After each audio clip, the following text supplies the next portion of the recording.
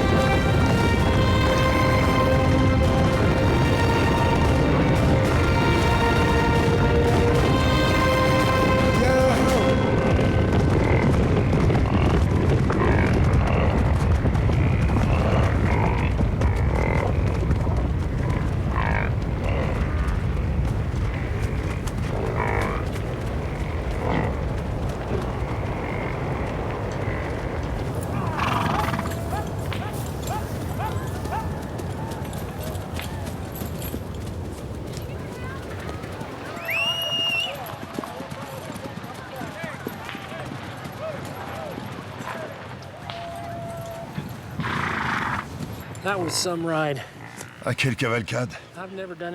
Je n'ai jamais fait une chose pareille. J'ai du mal à imaginer comment des gens acceptent de risquer leur vie à poursuivre des bisons en échange d'un repas. Je suis impatient de peindre. Dommage que je n'ai pas pu prendre de photos quand je galopais, parce que c'était extraordinaire d'être au milieu de 1200 bisons à fond de train, de sentir son cheval sous sa selle. Ah, c'était fantastique. Et vous verrez de beaux tableaux sortir de ma palette après cette aventure. J'ai la tête pleine d'idées. Ah, qui aurait cru que moi, je pourrais réaliser une chose pareille? Et surtout, galoper avec Larry Thompson et Bob Lantis. Ce sont les gens les plus étonnants que je n'ai jamais rencontrés.